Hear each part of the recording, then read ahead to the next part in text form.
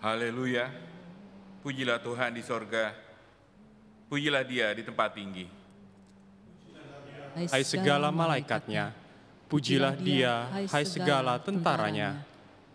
Pujilah Dia, hai matahari dan bulan, pujilah Dia, hai segala bintang terang. Pujilah Dia, hai langit yang mengatasi segala langit, hai air yang di atas langit. Baiklah semuanya memuji nama Tuhan, sebab Dia memberi perintah, maka semuanya tercipta. Dia mendirikan semuanya untuk seterusnya dan selamanya, dan memberi ketetapan yang tidak dapat dilanggar.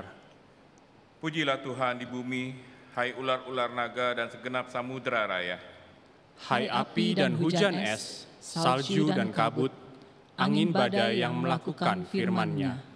Hai gunung-gunung dan segala bukit, pohon buah-buahan dan segala pohon aras.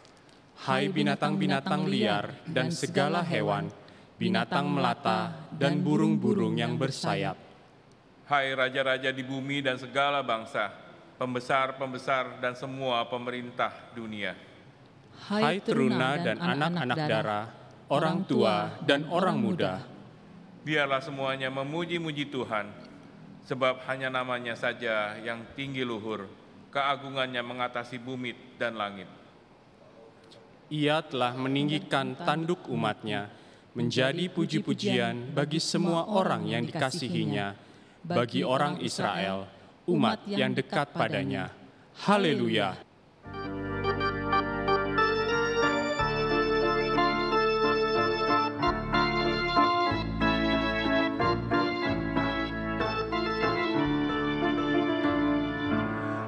Angkatlah hatimu pada Tuhan, bunyikan kecapi dan menari. Jangan lupa bawa persembahan.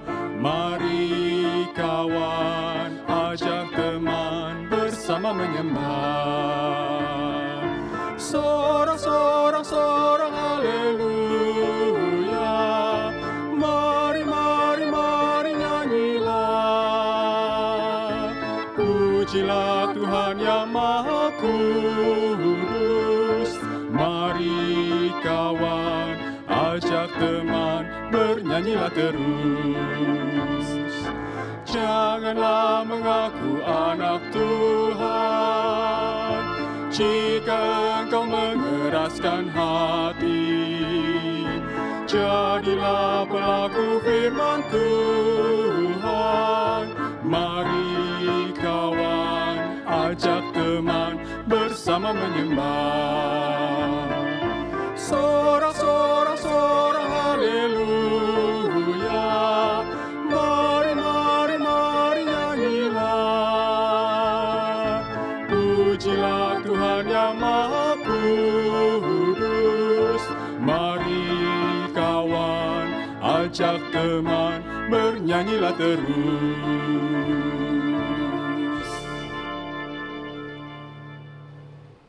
Jemaat yang dikasihi Kristus, mari kita mulai ibadah kita dengan pengakuan bahwa pertolongan kita adalah di dalam nama Tuhan yang menjadikan langit dan bumi, yang kasih setianya kekal untuk selama-lamanya.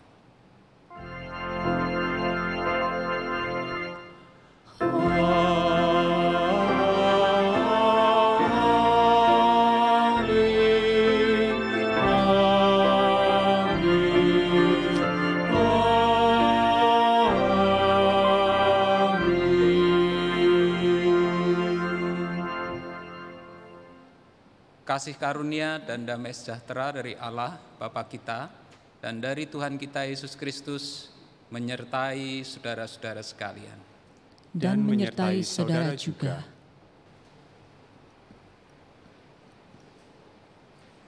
Selamat hari Minggu, Bapak Ibu, saudara-saudari yang terkasih di dalam Kristus Yesus. Minggu ini kita akan bersama-sama merenungkan firman Tuhan yang bertemakan diselamatkan oleh anugerah, yang diambil dari buku Abraham sesi 4. Manusia yang berada dalam dosa adalah seperti mereka yang ditutup matanya dan terikat. Mereka tidak dapat melihat dan membebaskan diri dari belenggu dosa. Dalam kebutuhan tersebut, manusia tidak menyadari kondisinya, melainkan merasa mampu menjadi benar dengan usahanya sendiri. Padahal untuk membebaskan diri dari dosa, manusia membutuhkan pertolongan dari dirinya. Ayat pembuka diambil dari Roma 3 ayat 23-24. Karena semua orang telah berbuat dosa dan telah kehilangan kemuliaan Allah, dan oleh kasih karunia telah dibenarkan dengan cuma-cuma karena penebusan dalam Kristus Yesus.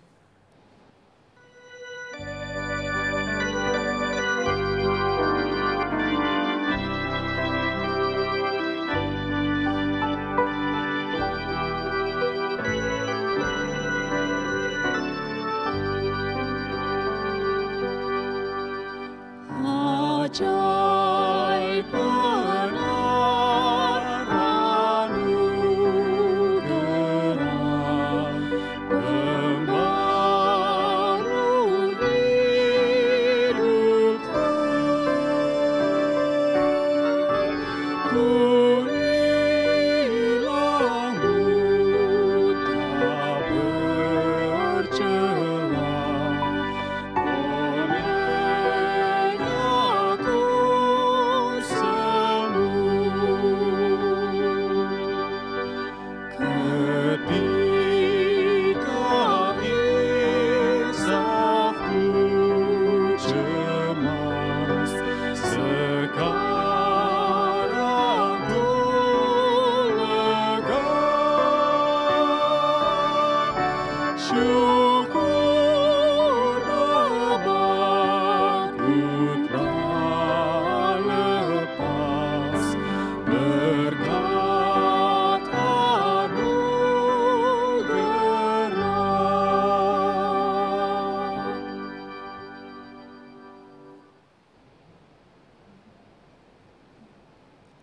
Marilah kita mengakui dosa dan kesalahan kita di hadapan Tuhan. Umat diberikan kesempatan untuk menaikkan doa pribadi, dan saya akan menutupnya dalam doa.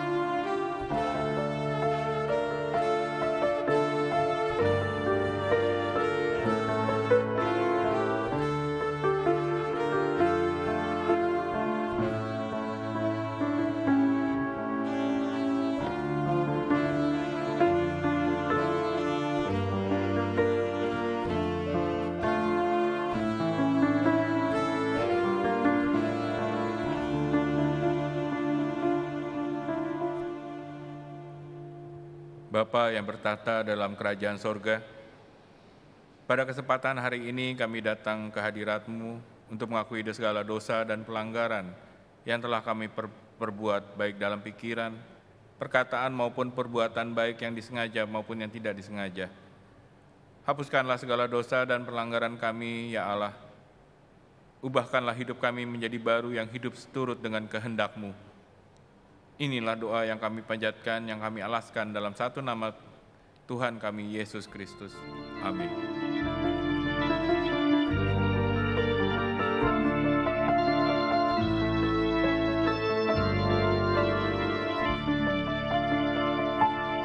Kasihanilah aku yang lemah, ya Tuhan Maha Kuasa. Hapuskan semua kesalahanku, berilah anugerah. Oleh kasih dan kuasa-Mu, ku rasakan damai-Mu. Aku tahu Kau selalu dekat padaku, limpahkan rahmat-Mu. Kini aku sadari dosaku dan segala kekuranganku, namun kasih-Mu tetap padaku. Sucikan diriku, ku serahkan seluruh hidupku pada Tuhan yang benar. Hatiku selalu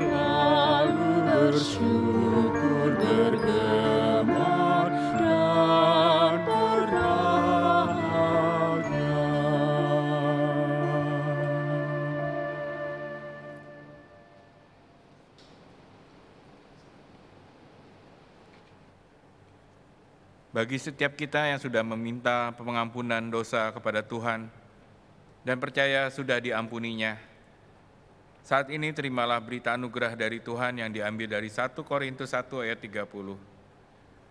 Tetapi oleh Dia kamu berada dalam Kristus Yesus, yang oleh Allah telah menjadi hikmat bagi kita. Ia membenarkan dan menguduskan dan menebus kita. Demikianlah berita anugerah dari Tuhan. Syukur kepada Allah.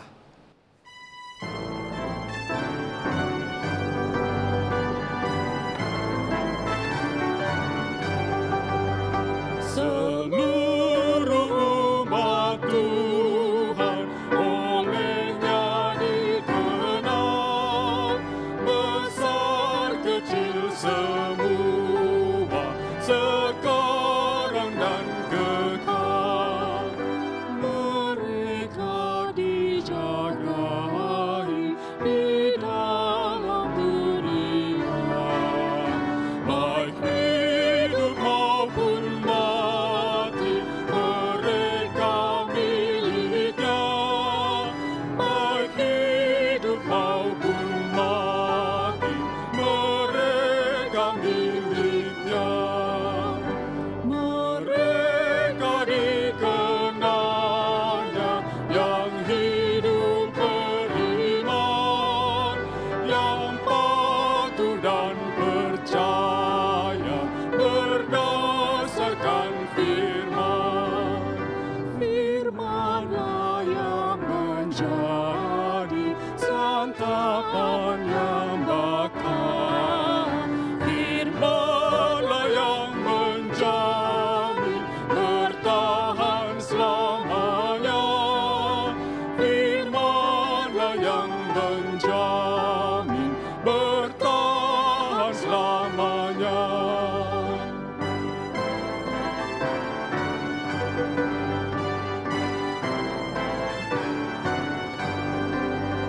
Mereka dikenalnya yang harapnya teguh, mengaku Yesus saja Tuhannya yang kudus.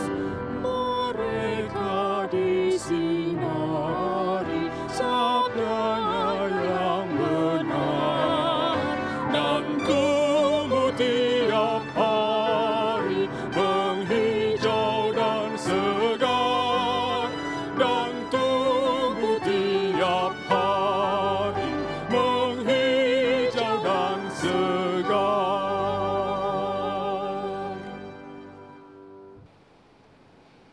Jemaat yang dikasihi Tuhan, mari kita mohon pimpinan Roh Kudus sebelum kita membaca dan merenungkan firman Tuhan. Bapa Surgawi, kami bersyukur untuk hari Sabat-Mu. Kami bersyukur untuk pengampunan yang Tuhan telah curahkan, yang Tuhan telah anugerahkan di dalam kehidupan kami, pribadi lepas pribadi. Bapa yang Maha Kudus, saat ini kami akan membaca dan merenungkan sebagian dari firman Tuhan. Kami mohon kiranya Roh-Mu yang kudus boleh menolong, menuntun, membimbing setiap kami. Baik kami yang akan menyampaikan maupun kami yang akan mendengarkan, sama-sama dimengertikan. Sama-sama terbuka hati, pikiran, perasaan, bahkan seluruh hidup kami untuk dihibur, untuk ditegur, untuk dikuatkan melalui kebenaran firman Tuhan, sehingga kami benar-benar menyadari betapa luar biasanya kasih Tuhan, betapa luar biasanya anugerah keselamatan yang Tuhan telah curahkan kepada setiap kami. Berfirmanlah ya Bapa, sebab kami semua sedia untuk mendengarkan. Dalam nama Tuhan Yesus kami mohon. Amin.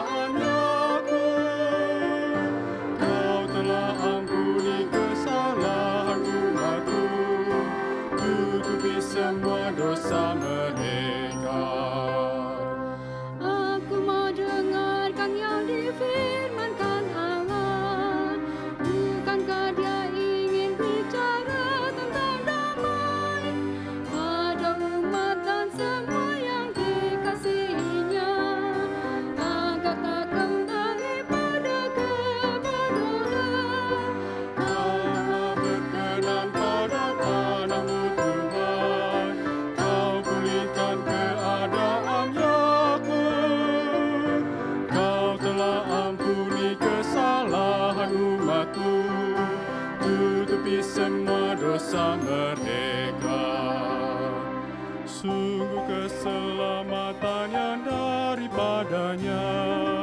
Dekat ke mereka yang takut akan Dia, maka kemuliaan Tuhan akan berdiam terus di negeri kita. Kau telah berkenan pada tanah-Mu Tuhan, Kau pulihkan keadaan Yakub. Kau telah ampuni kesalahan umat-Mu, tutupi semua dosa mereka. Kasih dan kesetiaan akan bertemu, damai dan keadilan bercium-ciuman. Dari bumi akan tumbuh kesetiaan, dan keadilan menjenguk dari langit. Kau telah berkenan pada tanah-Mu Tuhan, Kau pulihkan keadaan Yakub. Kau telah ampuni kesalahan umat-Mu, tutupi semua dosa mereka. Bahkan Tuhan akan memberi kebaikan, dan negeri kita akan memberikan hasilnya. Keadilan kan berjalan di hadapannya, dan jejak kakinya akan jadi jalan. Kau telah berkenan pada tanah-Mu Tuhan, Kau pulihkan keadaan Yakub. Kau telah ampuni kesalahan umat-Mu, tutupi semua dosa mereka. Pembacaan surat Efesus pasal yang kedua, ayat yang pertama sampai dengan yang ke-10. Efesus pasal yang kedua, ayat yang pertama sampai dengan yang ke-10. Kamu dahulu sudah mati karena pelanggaran dan dosa-dosamu. Kamu hidup di dalamnya karena kamu mengikuti jalan dunia ini, karena kamu mentaati penguasa kerajaan angkasa, yaitu roh yang sekarang sedang bekerja di antara orang-orang durhaka. Sebenarnya dahulu kami semua juga terhitung di antara mereka, ketika kami hidup di dalam hawa nafsu daging dan menuruti segala kehendak daging dan pikiran kami yang jahat. Pada dasarnya, kami adalah orang-orang yang harus dimurkai, sama seperti mereka yang lain. Tetapi Allah yang kaya dengan rahmat, oleh karena kasih-Nya yang besar, yang dilimpahkannya kepada kita, telah menghidupkan kita bersama-sama dengan Kristus, sekalipun kita telah mati oleh kesalahan-kesalahan kita. Oleh kasih karunia kamu diselamatkan.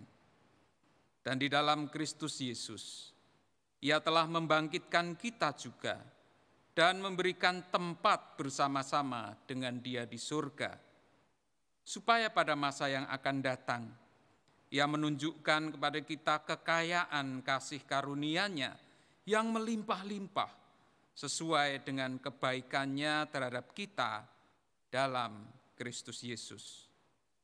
Sebab karena kasih karunia, kamu diselamatkan oleh iman. Itu bukan hasil usahamu, tetapi pemberian Allah. Itu bukan hasil pekerjaanmu. Jangan ada orang yang memegahkan diri. Karena kita ini buatan Allah, diciptakan dalam Kristus Yesus untuk melakukan pekerjaan baik yang dipersiapkan Allah sebelumnya. Ia mau supaya kita hidup di dalamnya. Demikianlah firman Tuhan, berbahagia kita yang mendengarkan firman Tuhan dan yang memeliharanya. Haleluya.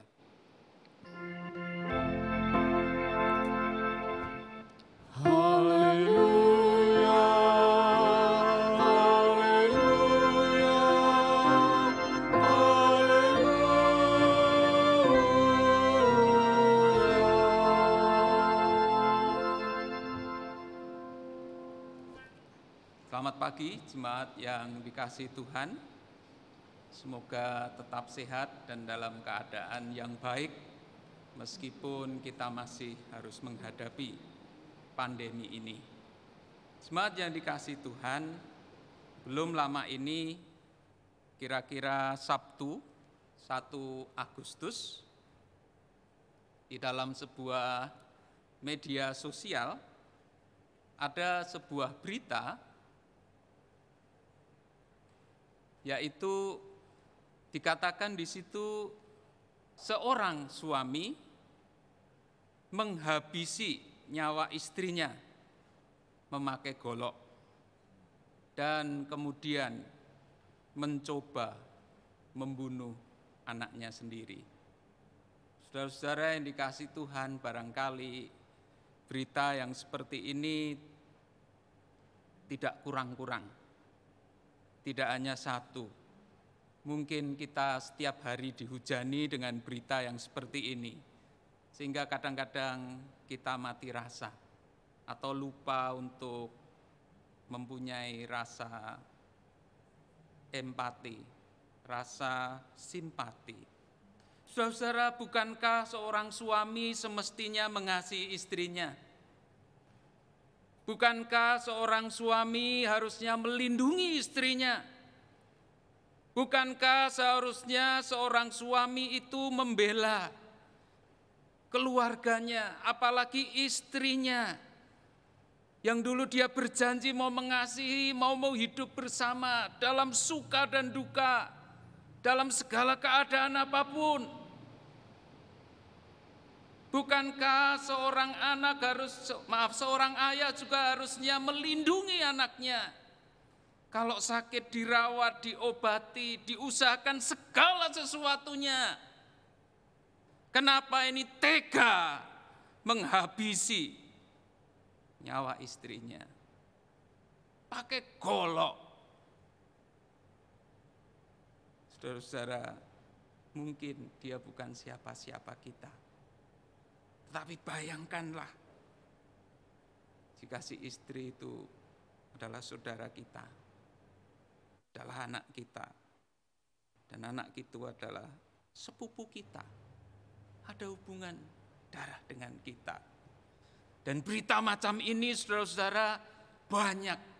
Saudara-saudara bisa lihat di dalam slide tadi, di sampingnya itu banyak berita-berita yang seharusnya di dalam pikiran kita tidak terjadi. Ada sesuatu yang salah dengan manusia. Kenapa semua ini terjadi? Seharusnya seorang suami mengasihi istrinya, tetapi ternyata tidak, malah membunuhnya. Seharusnya seorang ayah melindungi anaknya, melainkan ini malah mau membunuhnya. Nggak tanggung-tanggung dengan parang. Nah, inilah saudara-saudara sebuah konsep yang di dalam Alkitab itu dikatakan sebagai dosa. Dosa itu adalah sebuah kegagalan kita itu menjadi gambar dan rupa Allah. Gagal hidup sesuai dengan rancangan dan kehendak Allah. Seharusnya kita manusia ini diciptakan dengan sasaran, dengan target untuk mengasihi Allah dan mengasihi sesama kita. Tetapi kita tidak melakukannya, kita meleset, bukannya mengasihi Allah dan mengasihi sesama, tetapi kita menyembah yang lain, mengasihi yang lain. Kita mengagung-agungkan nafsu kita, kehendak kita yang jahat, emosi kita, maunya kita, melampiaskan amarah sendiri. Saudara, sebagai manusia kita itu memiliki perjanjian kasih dengan Allah di dalam Adam. Tetapi ternyata Adam juga mengkhianati kasih Allah itu.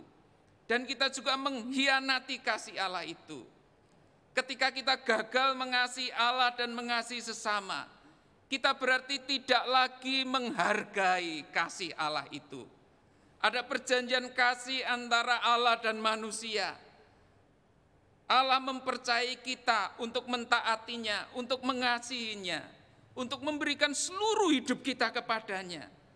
tetapi kita gagal mengasihi Allah.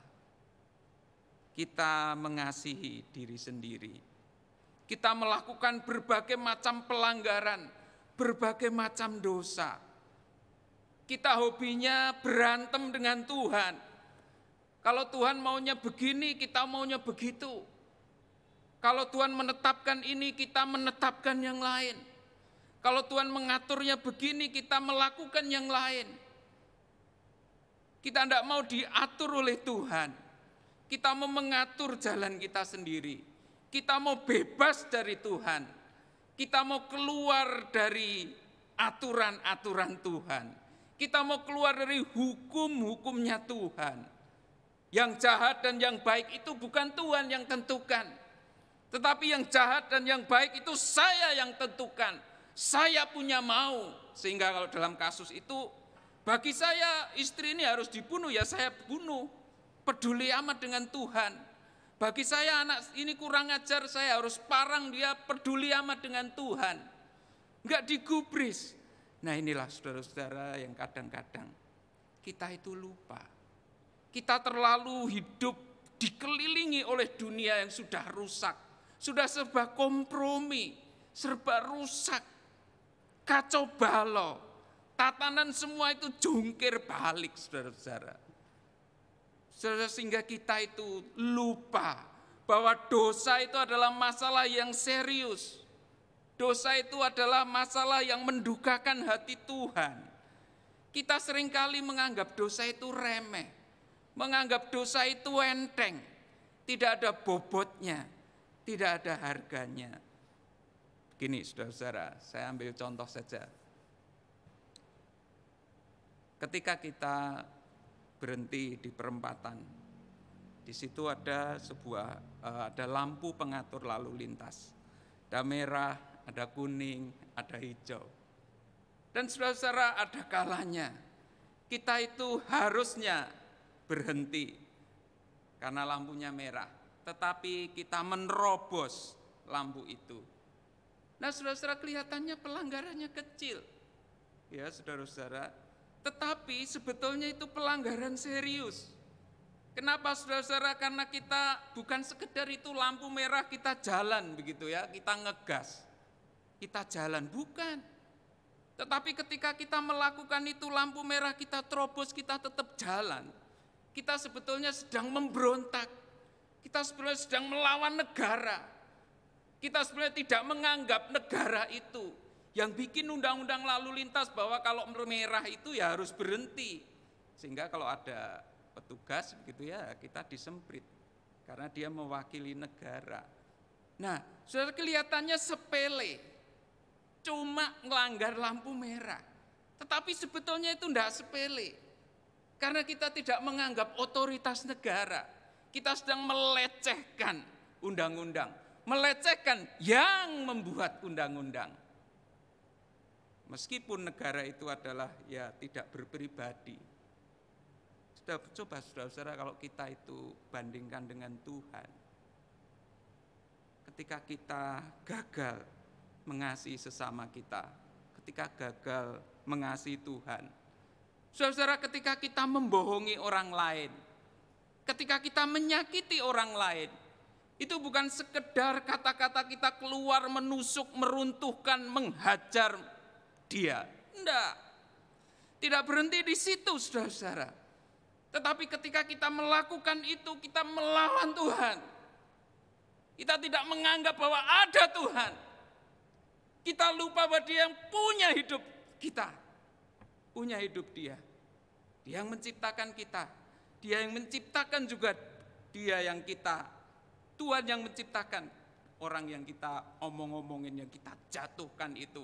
Yang kita perlakukan tidak seharusnya sebagai gambar dan rupa Allah itu. Dan bukan terlebih dari itu, saudara-saudara. Ketika kita melakukan itu, kita membuat hati Tuhan berduka. Membuat hati Tuhan itu sedih. Kita tidak diciptakan untuk itu. Kita diciptakan untuk mengasihi. Suami mengasihi istrinya. Suami mengasihi, ayah mengasihi anaknya. kita mengasihi sesama kita. Sehingga saudara-saudara, jangan anggap enteng dosa ini. Meskipun kita hidup di dalam zaman yang serba kompromi, serba permakluman, serba permisif, tetapi standar Tuhan, hukum Tuhan, aturan Tuhan itu tetap berlaku. Karena itu, saudara-saudara, Rasul Paulus mengatakan, dahulu kamu sudah mati karena pelanggaranmu. Meskipun yang baca surat Rasul Paulus itu masih bisa bernafas, masih bisa membaca surat itu, masih bisa mendengarkan surat itu. Tetapi Rasul Paulus menulis, kamu dahulu sudah mati. Jadi yang dimaksud mati di sini adalah mati secara rohani, mati secara spiritual, mati karena putus hubungan dengan Tuhan. Mati karena menganggap remeh Tuhan, menganggap otoritas Tuhan itu tidak ada, menganggap kuasa Tuhan, kehadiran Tuhan itu tidak ada. Mati secara rohani. Dan nanti kematian kedua pada akhirnya mati secara jasmani. Dan saudara-saudara, untuk tindakan yang seperti ini saudara-saudara, maka dikatakan pembaca surat Efesus dan juga kita, dikatakan kita sudah jatuh dalam murka Tuhan. Kita jatuh dalam hukuman Tuhan. Kalau di Tesalonika kita dijauhkan dari hadirat Tuhan. Saudara, ini kondisi yang mengenaskan. Kondisi yang setiap manusia itu harus hadapi.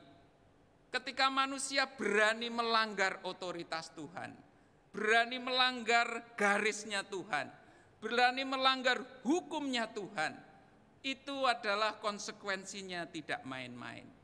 Manusia jatuh di dalam murka Allah. Manusia dibuang dari hadapan Allah. Saudara, saya berhenti dulu. Ini terlalu umum.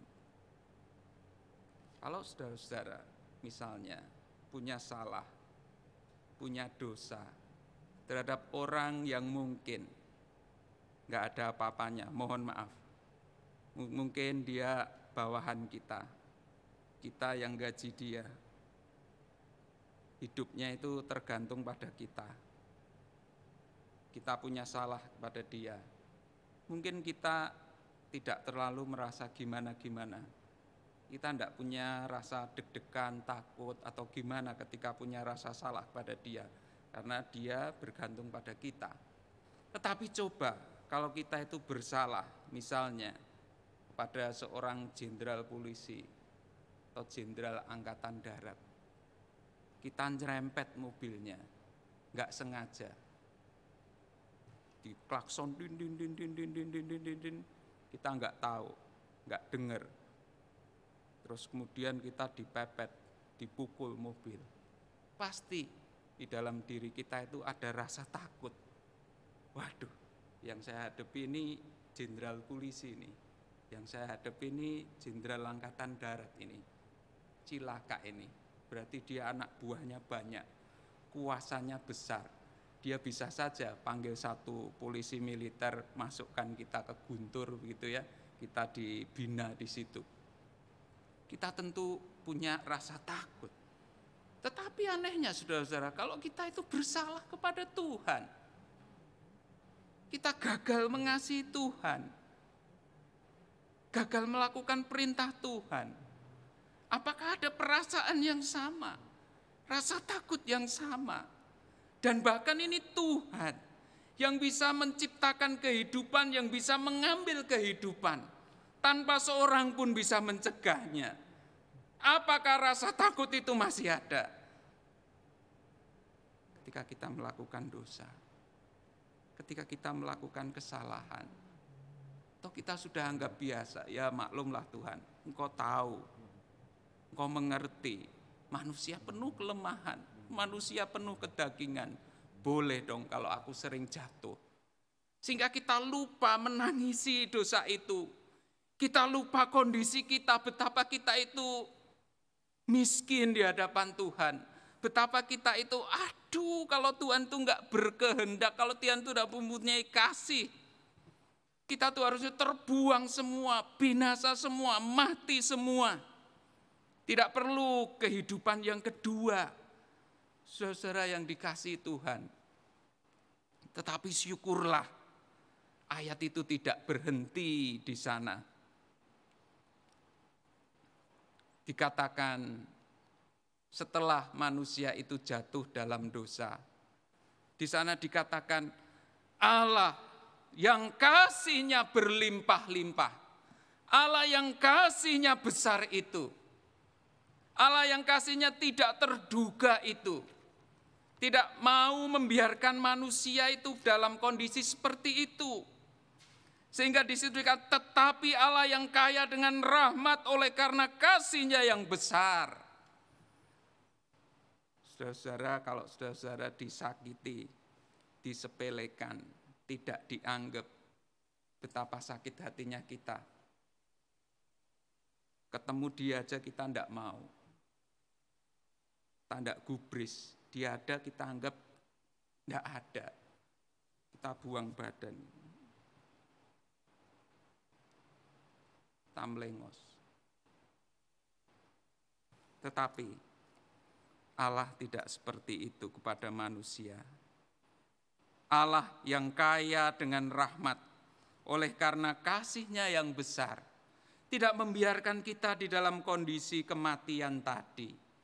Sehingga melalui Kristus Yesus, di dalam Kristus Yesus, di dalam kehidupan benar yang dipraktekkan oleh Yesus, melalui pengorbanan Yesus Kristus di atas kayu salib, melalui kebangkitan Tuhan Yesus Kristus, dikatakan Allah menghidupkan kita kembali, Allah membangkitkan kita, Allah memberi kita tempat di surga. Supaya pada masa yang akan datang Tuhan terus memberikan kehidupannya ketika Yesus Kristus datang yang kedua kali. Saudara-saudara, hal ini adalah anugerah, keselamatan yang kita terima. Itu adalah anugerah. Semestinya kita ini dibuang. Semestinya kita ini mati terus. Semestinya Tuhan itu sudah tidak perlu mempedulikan saya dan saudara-saudara. Semestinya Tuhan itu sudah end hubungannya dengan kita. Itu sudah haknya Tuhan. Tetapi Tuhan tidak mau melakukan itu. Sehingga dikatakan kita dihidupkan kembali. Kita dibangkitkan kembali. Kita dipulihkan kembali. Melalui dan di dalam Yesus Kristus. Saudara, itu semua dikatakan adalah anugerah. Anugerah itu saudara-saudara perlu diingat, saya ingatkan kembali. Anugerah itu bukan sesuatu yang kita itu layak memperolehnya. Sesuatu yang kita itu layak mendapatkannya. Bukan. Kalau itu layak kita dapatkan, kalau itu pantas kita peroleh, maka itu bukan anugerah, tetapi itu upah. Kalau kita bekerja sekian bulan, 1 bulan, kemudian kita menerima gaji, nah itu upah. Kalau kita melakukan sesuatu, kemudian mendapat penghargaan, lah itu upah. Tetapi kalau kita melakukan dosa, menganggap Tuhan tidak ada, meremehkan Tuhan, mengajak berantem Tuhan, tetapi Tuhan membereskan masalah itu melalui pengorbanan Yesus, melalui kehidupan Yesus, melalui kebangkitan Yesus Kristus. Maka itu adalah anugerah. Kalau dibayar pakai duit, tidak ada yang bisa membeli nyawanya Yesus. Bahkan seorang Jeff Bezos pun tidak bisa membelinya, meskipun hartanya sekitar 2.800 triliun.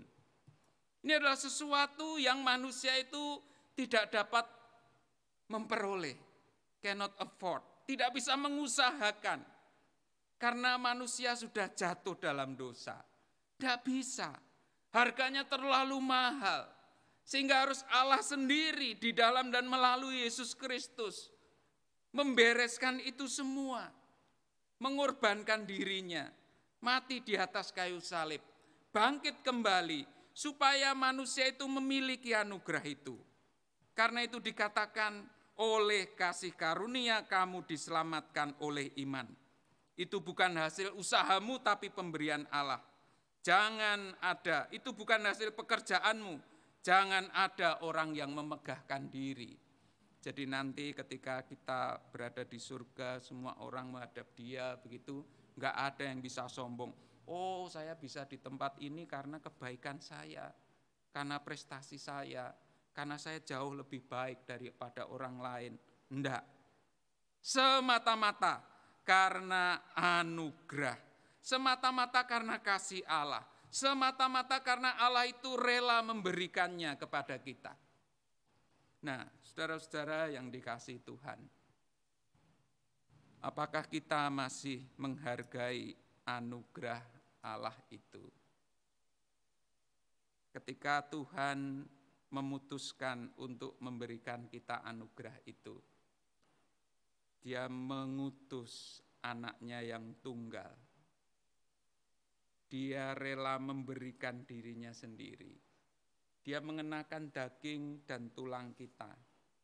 Dan Yesus itu menyerahkan nyawanya, taat sampai mati di atas kayu salib. Saudara yang dikasihi Tuhan, siapa yang mau mati untuk saya? Di antara pemirsa sekalian yang turut beribadah di sini, pasti tidak ada. Saudara boleh tanya ke istrimu, ke suamimu, ke anakmu, ke orang tuamu, Pak, mau enggak mati buat saya? Nak, mau enggak mati buat saya? Bu, mau enggak mati buat saya? Pak, mau enggak mati buat saya? Coba tanya. Orang akan mikir 1000 kali. Kasih duit, kalau ada duit mungkin dia kasih. Tapi kalau ini urusan nyawa, memberikan nyawa, memberikan hidup, dia akan pikir bolak-balik. Nah, itu kira-kira saudara-saudara yang dilakukan oleh Allah di dalam dan melalui Yesus Kristus. Anugerahnya terlalu besar, tetapi seringkali anugerah itu dianggap murahan. Anugerah itu dianggap enteng. Kenapa dianggap enteng? Karena tidak dihargai dengan hidup yang kudus, dengan hidup yang benar, dengan hidup di dalam rancangan dan kehendak Tuhan itu, dengan hidup melakukan pekerjaan-pekerjaan baik, dengan hidup melakukan, kalau dalam bahasa tadi, yang seharusnya. Kita sebagai manusia, cara meresponi anugerah keselamatan itu adalah kita hidup sebagaimana yang seharusnya. Sebagai manusia ciptaan Tuhan, sebagai manusia yang tunduk taat kepada Tuhan, mengasihi Tuhan dengan segenap hati, segenap jiwa, segenap kekuatan, mengasihi sesama seperti kita juga mengasihi diri sendiri. Jadi kalau mau gampang ngomong, mau cepat ngomong itu, mari kita menjadi manusia yang seharusnya, sesuai dengan kehendak Tuhan. Kalau jadi ayah, ya jadilah ayah yang dikehendaki Tuhan. Jadi orang tua, jadilah orang tua yang seperti dikehendaki Tuhan. Anak seperti yang dikehendaki Tuhan. Dokter seperti yang dikehendaki Tuhan. Insinyur seperti yang dikehendaki Tuhan. Profesi apapun kita jalankan sebagai respon.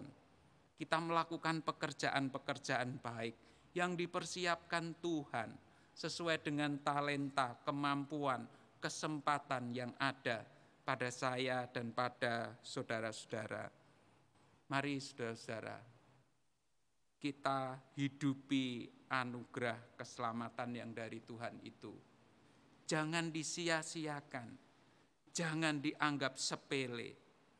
Lihat salib Kristus.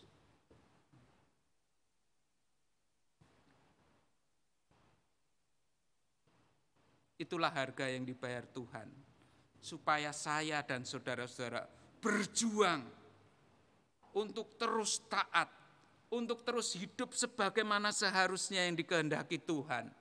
Jangan pernah menyerah. Begitu saudara-saudara mau menyerah, lihatlah salib Kristus. Berfokuslah kepada Yesus. Ketika kita ragu akan kasih Tuhan, lihatlah Yesus. Lihatlah apa yang diperbuat. Bacalah Alkitab itu, kita akan tahu betapa Tuhan itu peduli mengasihi saya dan saudara-saudara. Mari saudara-saudara, jangan anggap remeh anugerah keselamatan itu. Mari kita hidup di dalam anugerah keselamatan itu. Mari kita jangan terlena dengan semangat dunia ini yang serba permisif, yang serba membolehkan, yang serba kompromi. Jangan. Kita punya standar sendiri. Kita punya cara hidup tersendiri sesuai dengan standar-standar ini. Kiranya kita dimampukan untuk terus menghargai dan hidup di dalam anugerah Tuhan. Amin.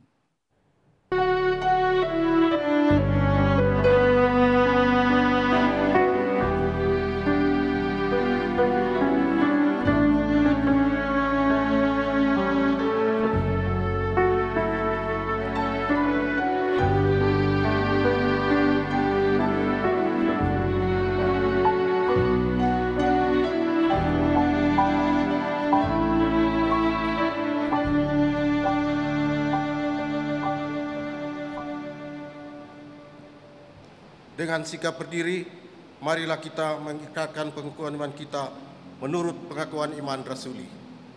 Aku percaya kepada Allah Bapa yang Maha Kuasa, Khalif langit dan bumi, dan kepada Yesus Kristus anaknya yang tunggal Tuhan kita, yang dikandung dari Roh Kudus, lahir dari anak darah Maria, yang menderita sengsara di bawah pemerintahan Pontius Pilatus, disalibkan, mati dan dikuburkan, turun ke dalam kerajaan maut. Pada hari yang ketiga, bangkit pula dari antara orang mati, naik ke surga, duduk di sebelah kanan Allah, Bapa yang Maha Kuasa, dan dari sana Ia akan datang untuk menghakimi orang yang hidup dan yang mati. Aku percaya kepada Roh Kudus, gereja yang kudus dan am, persekutuan orang kudus, pengampunan dosa, kebangkitan orang mati, dan hidup yang kekal. Amin. Jemaat yang dikasihi Tuhan, mari kita naikkan doa syafaat kita dan kita akan akhiri dengan bersama-sama menyanyikan doa Bapa kami. Mari kita berdoa. Bapa Surgawi, kami sungguh bersyukur karena Tuhan tidak membiarkan kami mati di dalam pelanggaran dan dosa-dosa kami. Tetapi Tuhan menghidupkan kami kembali di dalam dan melalui Kristus Yesus, membangkitkan kami kembali, memberi tempat bagi kami di surga bersama-sama dengan Tuhan. Kami bersyukur untuk hal itu ya Tuhan. Dan pada saat ini kami juga tetap bersyukur karena Tuhan masih memelihara hidup kami hingga hari ini. Meskipun hidup tidak lagi mudah, kami harus menghadapi pandemi ini. Tuhan kuatkan kami, terlebih bagi saudara-saudari kami yang mungkin harus kehilangan anggota keluarganya karena pandemi ini, yang mengalami kehilangan pekerjaan, yang mengalami penghasilan yang berkurang, pendapatan yang berkurang, yang harus menghadapi bahkan sakit. Tuhan, kami memohon belas kasihan-Mu. Kami memohon pertolongan Tuhan. Tolong ya Tuhan, kuatkan kami. Tolong kami untuk tetap setia. Tolong kami untuk tetap melihat bahwa Tuhan memperhatikan kami. Tuhan mempedulikan kami. Tuhan sayang kepada kami. Tolonglah gereja kami untuk terus melakukan tugas tanggung jawab, melayani kebaktian umum dan juga melakukan pelayanan-pelayanan yang lain meskipun di dalam segala keterbatasan ini. Tuhan yang pimpin, sehingga meskipun terbatas segala pelayanan, tugas tanggung jawab kami selaku gereja yang harus memberitakan Injil, yang harus memperhatikan mereka yang lemah, berkekurangan, dan berkebutuhan, tetap kami lakukan. Tuhan, kami juga berdoa untuk pemerintah bangsa dan negara kami, tolonglah di dalam menerapkan kebijakan-kebijakan untuk menghadapi pandemi ini, secara khusus di dalam mengendalikan penyebaran penyakit dan juga di dalam memberikan stimulus ekonomi. Kiranya itu benar-benar bisa dilaksanakan, dilakukan tepat sasaran, tepat waktu. Kalau boleh ya Tuhan, biarlah kami tidak mengalami resesi karena hal ini. Juga tolong ya Bapa kepada masyarakat umum untuk tetap taat pada anjuran pemerintah mengenai protokol kesehatan. Boleh berhati-hati, boleh menjaga jarak, memakai masker, mencuci tangan sesering mungkin, tidak abai terhadap protokol kesehatan.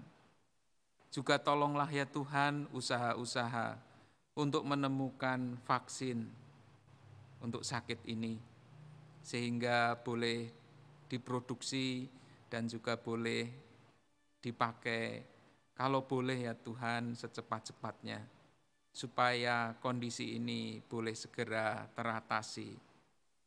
Bapa, kami juga mau menyerahkan semua pergumulan persoalan yang saat ini kami alami. Kami percaya Tuhan tidak tutup mata, Tuhan tidak tutup telinga.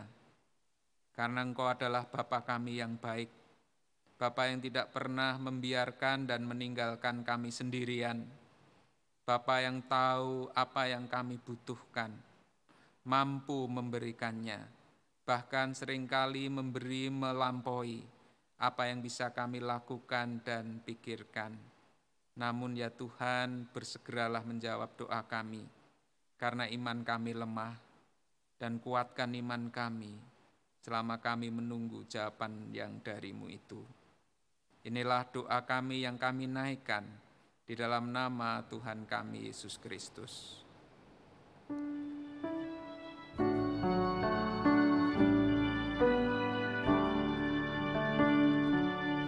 Bapa kami yang ada di surga,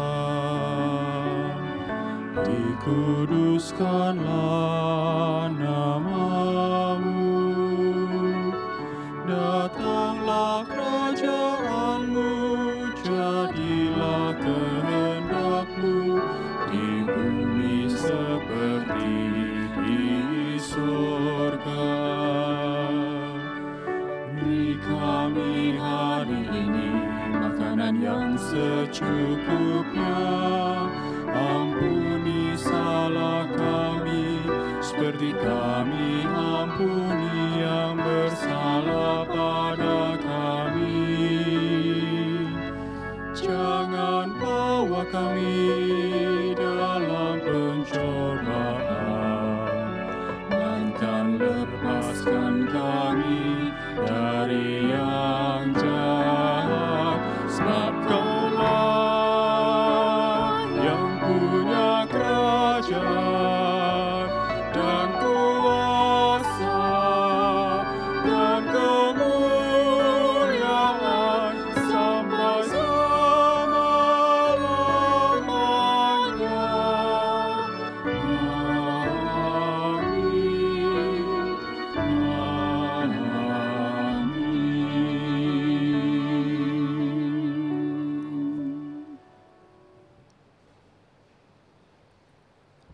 Marilah kita membawa persembahan kita kepada Allah. Firman Tuhan yang menjadi dasar dari persembahan kita diambil dari Ibrani 13 ayat 15 dan ayatnya yang ke-16, yang demikian bunyinya. Sebab itu marilah kita oleh Dia senantiasa mempersembahkan kurban syukur kepada Allah, yaitu ucapan bibir yang memuliakan nama-Nya, dan janganlah kamu lupa berbuat baik dan memberi bantuan sebab kurban-kurban yang demikian yang berkenan kepada Allah.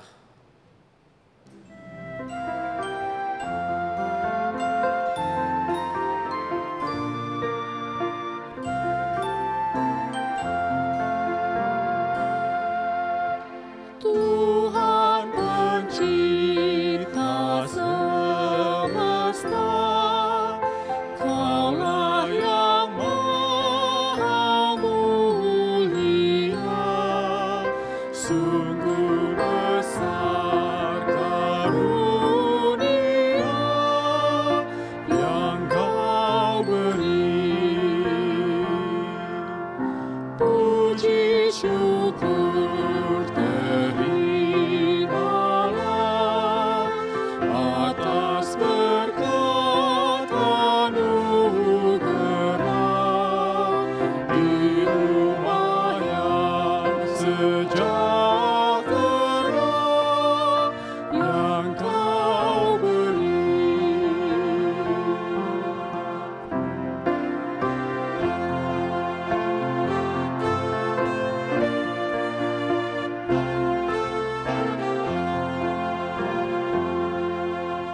Tidak terbalas kurnia, ampunan dosa dunia, dan pengharapan yang kekal yang Kau beri.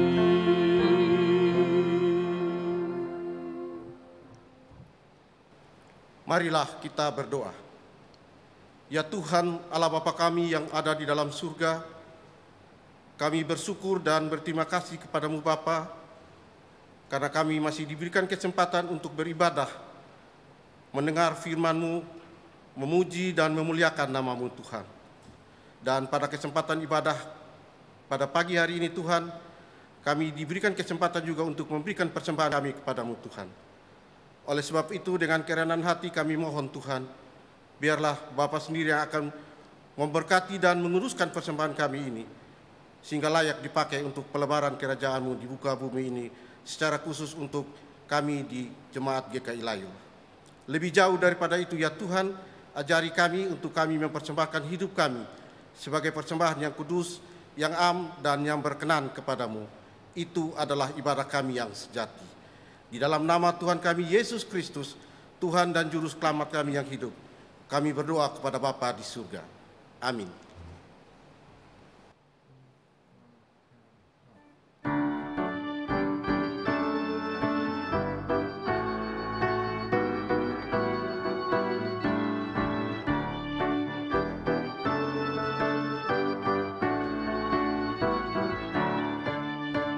Di badai topan dunia, Tuhanlah perlindunganmu. Kendati goncang semesta, Tuhanlah perlindunganmu.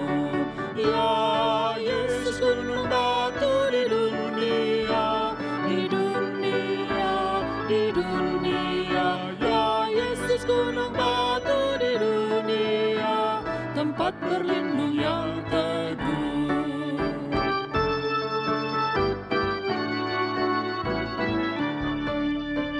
Baik siang maupun malam kau, Tuhanlah perlindunganmu. Niscaya takutmu lenyap, Tuhanlah perlindunganmu. Ya Yesus gunung batu di dunia, di dunia, di dunia.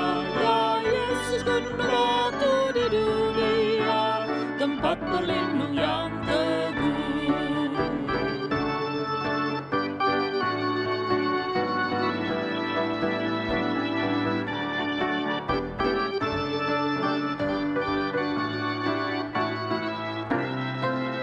Dan biar badai menyerang, Tuhanlah perlindunganmu.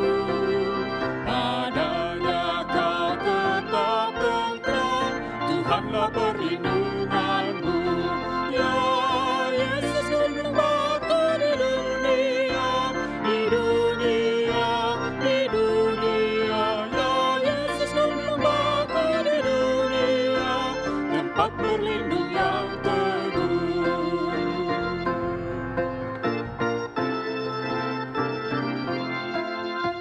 Ya gunung batu yang tetap, Engkaulah perlindunganku.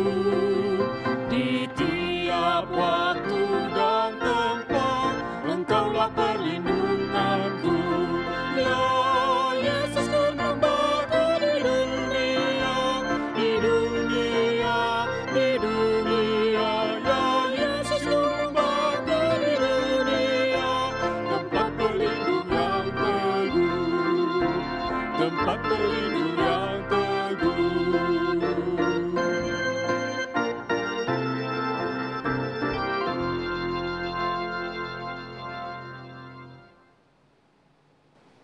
Jemaat yang dikasihi Kristus, arahkanlah hatimu kepada Tuhan. Kami mengarahkan hati kami kepada Tuhan. Jadilah saksi Kristus, Syukur kepada Allah, terpujilah Tuhan. kini dan selamanya. Marilah kita memohon dan menerima berkat Tuhan. Tuhan memberkati kita dan melindungi kita. Tuhan menyinari kita dengan wajah-Nya dan memberi kita kasih karunia. Tuhan menghadapkan wajah-Nya kepada kita dan memberi kita damai sejahtera. Amin.